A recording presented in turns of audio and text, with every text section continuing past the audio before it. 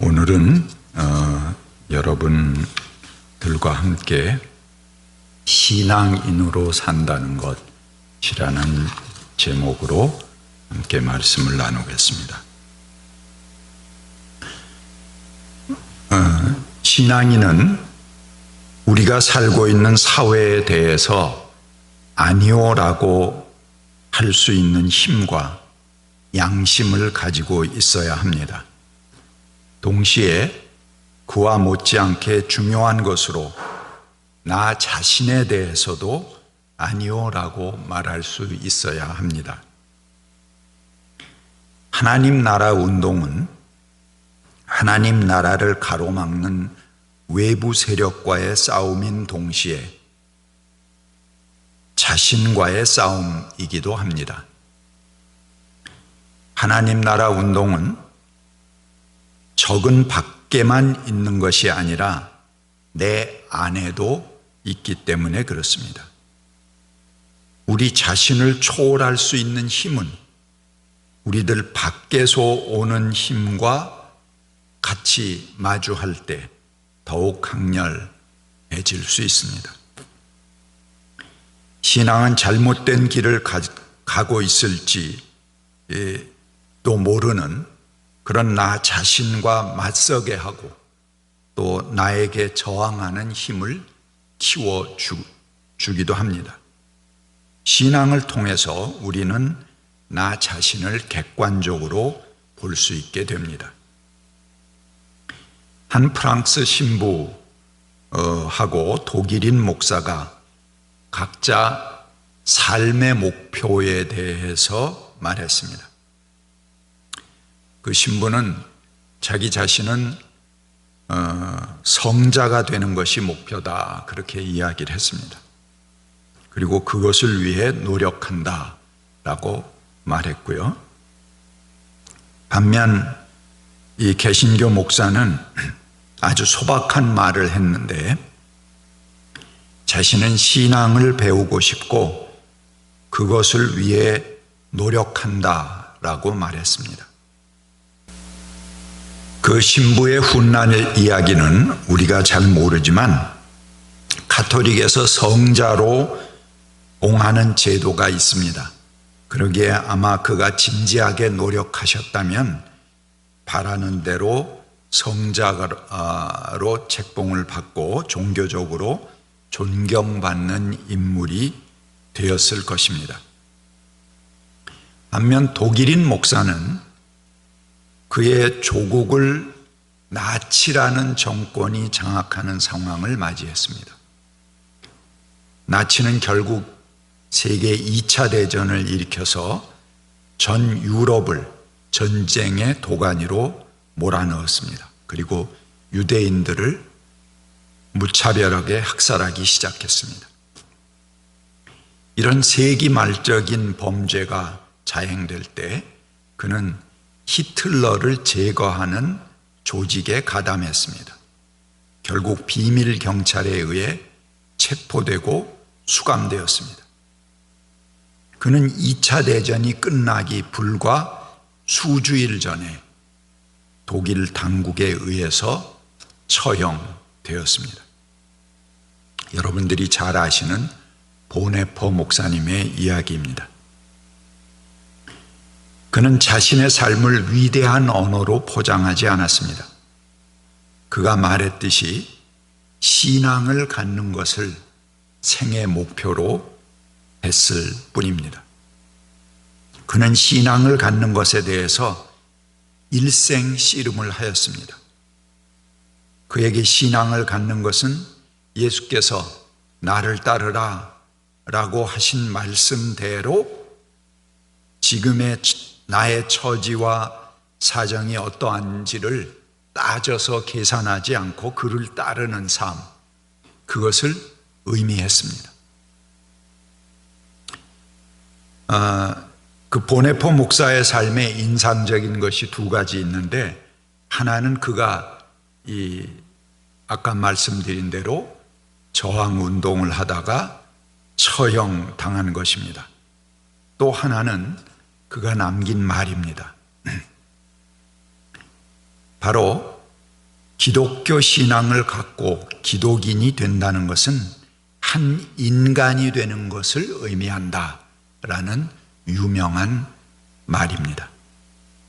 보네포에게 그리스도인이 된다는 것은 어떤 특별한 모양으로 종교적인 사람이 되는 것, 또 어떤 방법이나 수단을 통해서 자신을 위대한 존재로 만드는 것을 의미하지 않았습니다.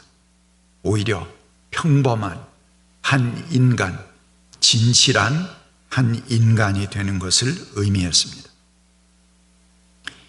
인간이라는 것이 특별한 능력을 갖거나 비상한 머리를 갖거나 남다른 도덕성을 갖는 것을 말하는 것은 아닙니다. 그냥 그가 말한 인간이라는 것은 가장 보편적인 인간, 가장 평범한 인간의 자리를 지키는 것을 말합니다. 살과 피가 있어서 보통 인간의 분노와 의리를 지킬 수 있는 인간미를 가진 것을 말합니다. 제가 존경하는 홍군수 목사님은 이렇게 말씀하셨습니다. 여러분은 기독인이 되려고 노력하지 마십시오. 인간이 되려고 노력하십시오. 우리는 기독인이 되기 위해 인간이 된 것이 아니고 인간이 되기 위해 기독인이 되었다는 사실을 잊어서는 안 됩니다. 그것이 그가 여러 번 설교에서 강조하신 말씀이기도 했습니다. 카톨릭의 유명한 신학자인 한스 퀼 역시 기독인이 된다는 것이라는 아주 두꺼운 책이 있습니다. 거기서 그는 기독인이 된다는 것은 철저하게 radically 인간이 되는 것이다 라고 말합니다.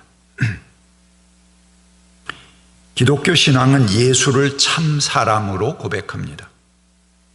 이것은 그가 특별한 분이 아니라 가장 보편성을 가진 인간의 모습에 충실한 인간이었다. 그래서 참 사람이라고 말을 붙입니다.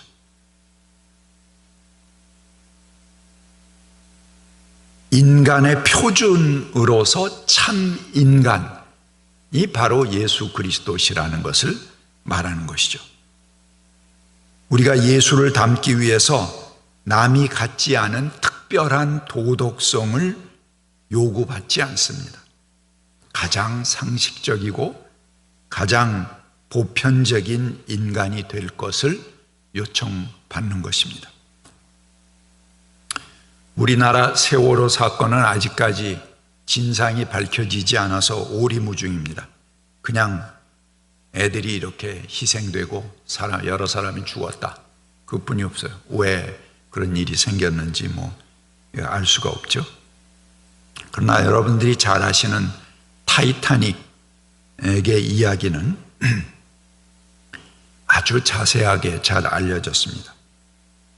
사람들이 죽어가는 과정, 배가 침몰하는 과정, 그 과정에서 그 안에 있던 사람들이 각각 어떤 태도를 취하고 어떤 말을 했는지까지 아주 자세하게 알려져 전해지고 있습니다. 타이타닉호는 1912년 4월 14일에 북대서양의 빙하와 충돌해서 침몰하게 됩니다. 당시 초호화 여객선인 타이타닉호에는 2224명이 탑승했습니다. 하지만 710명만 구명정을 타고 생존했고 나머지 1514명은 사망에 이르렀습니다. 당시 배에는 68명 정원의 구명정이 20척 있었다고 합니다. 만약 정원대로 구명정에 사람을 태웠다면 적어도 500명은 더 구할 수 있는 그런 상황이었습니다. 그런데 처음에 그 구명정을 타라고 했을 때는 아직 타이타닉 호가 그저 한 10도 정도 기울어진 그런 상태이기 때문에 아예 설마 이 거친 파도에 저 조그만 배를 타는 것보다는 이 큰 배가 더 안전하겠지 해서 구명정 타기를 거부하는 사람들도 있었습니다. 근데 그래도 계속 이제 선장이 권하는 그런 중이었고, 만약에 그 구명정들이 사람을 다 채워서 출발했더라면은 아까 얘기한 대로 500명 이상을 더 구할 수 있는 그런 상황이었습니다. 그런데 초기에 구명정들은 28명, 30명 그런 정도, 정원의 반도 안 되는 인원을 태우고 많은 사람이 타게 되면 오히려 위험해진다 이렇게 생각하고 서둘러서 먼저 탄 사람들이 그냥 배를 출발해서 떠났던 것입니다. 그래서 선장이 방송을 통해서 지금 구명정들이 다시 와서 사람을 태우고 가라 라는 것을 여러 차례 방송을 했지만 그 방송을 들은 구명정들, 먼저 떠난 구명정들은 돌아오지 않았습니다. 그냥 못 들은 척하고 흘러가 버렸습니다. 더군다나 그 배에는 1등석과 2등석, 3등석이 있었는데 1등석과 2등석 사람들이 먼저 구명정에 접근할 수 있었고, 그리고 심지어는 3등석 사람들이 한꺼번에 튀어나와서 자기들이 그 혼란을 겪을까 봐 3등석 문을 잠궈버렸다는 그런 이야기도 있습니다. 실제 사망자 비율을 보면은 3등석 사망자가 1등석 사망자보다 적어도 4배 이상 많은 사상자를 내었습니다. 마지막 무렵 배가 심하게 기울게 되자 사람들은 앞뒤 돌보지 않고 이 구명정, 구조종으로 헤엄쳐 갔습니다. 그들이 평소에 레디 퍼스트를 외치던 것 이런 건 온데간데 없어졌습니다. 노인, 아이들, 여인들 우선권은 전혀 고려되지 않았습니다. 구명정은 금방 초만원이 되었습니다. 일단 그 구명정에 올라탄 사람들은 안도의 한숨을 쉬었습니다. 늦게 헤엄쳐 온 사람들이 구조종에 매달렸습니다. 그들의 손은 나란히 그 뱃가를 움켜잡았습니다. 구조종은 휘청거려서 마침내 뒤집어질 위기에 처하기도 했습니다. 근데 그 중에 배에 탔던 한 사람이 총을 꺼내서 쏘면서 사람들이 배로 접근해 오는 것을 막았습니다. 배 위의 사람들은 자신의 위치를 방위하기 시작했습니다. 그야말로 내가 죽느냐 너를 죽이느냐의 갈림길에 싸움이 벌어졌던 것입니다. 저들은 뱃가에 서서 닿는 손들을 사정없이 떼어버리거나 발로 짓이겨 버렸습니다. 그것으로 또 감당치 못해서 구명정으로 달려드는 사람들을 향해 총질까지 하게 했습니다. 누가 누군지 식별이 되지 않는 상황이었고 그 중에는 자기 아내나 아이들이 있을지도 모르는 상황이었습니다.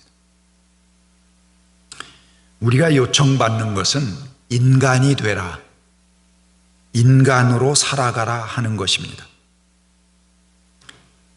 인간의 자리를 벗어나도록 요구받는 비상한 때라도 가장 평범한 인간만큼의 인간이 되라는 것입니다. 우리는 인생에서 혹시 인간으로 살아갈 수 없게 만드는 그런 상황, 이런 극한 상황에 처하게 될지도 모릅니다. 그때라도 우리는 인간이 될 수 있도록, 그 길을 저버리지 않을 수 있도록 우리가 기도해야 할 것입니다.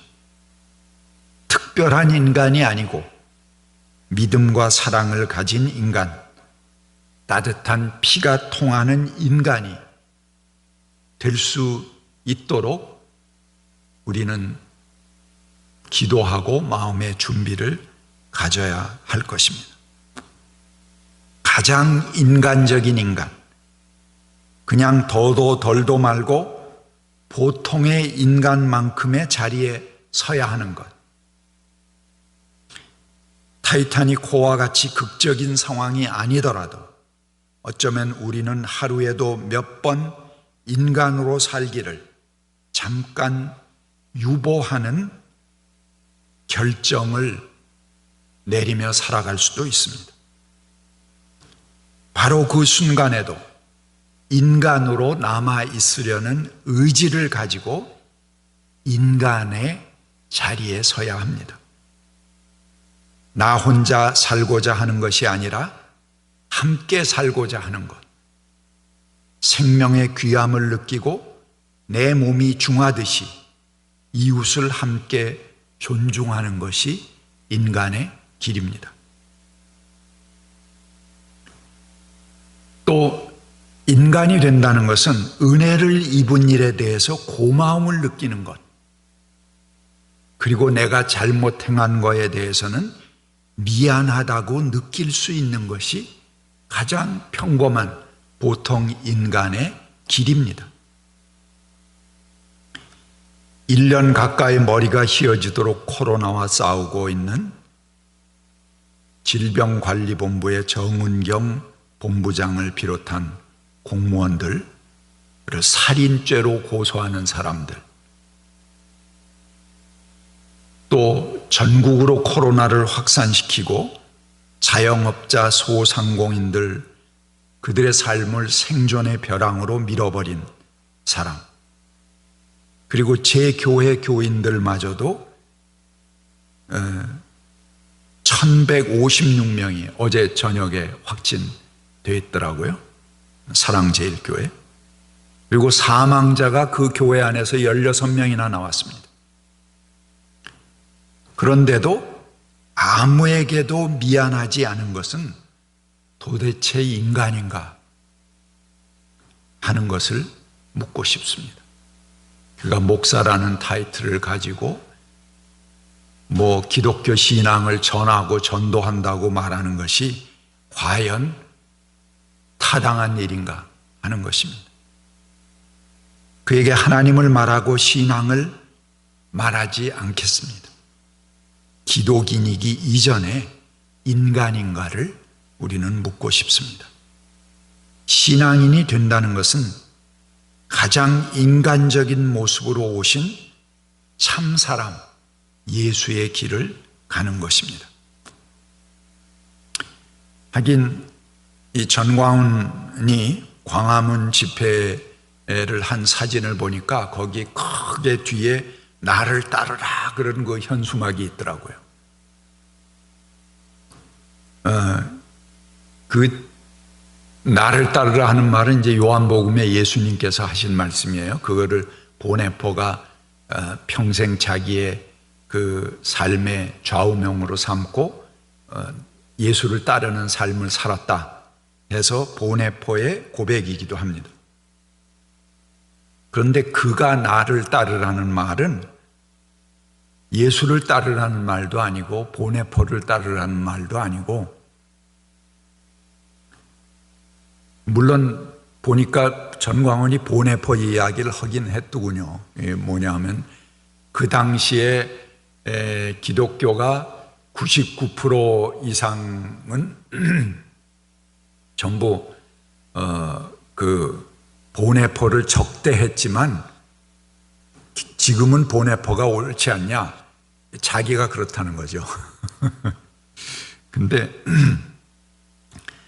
보네포가 히틀러를 제거하는 암살단에 가입한 것과 전광훈을 비교하는 것은 그야말로 터무니없는 일입니다. 그가 나를 따르라는 그 현수막을 붙인 것은 아마 총선 전에 나라의 법을 따르지 말고 내 말을 따르라 하는 의미로 붙인 것 같습니다. 우리가 어떤 특정인을 따르는 것이 아니라 참 인간으로 오신 예수를 믿고 따르는 것이 기독교 신앙입니다. 예수께서 우리를 대신해서 십자가를 지셨습니다. 그것도 우리가 아직 죄인 되었을 때에 그렇게 하셨습니다. 그분이 우리의 본질을 훤히 아시지만 우리를 정죄하거나 따돌리지 않으시고 우리를 용서하고 구원하셨습니다. 뿐만 아니라 오히려 우리를 위해 죽으심으로 우리에 대한 사랑을 보이셨다. 그것이 십자가의 의미고 복음의 길이라고 갈라디아서의 말씀은 우리에게 전합니다. 오늘 본문에 믿음이 오기 전에는 우리가 율법의 감시 아래 있었지만 이제는 우리가 하나님의 자녀다.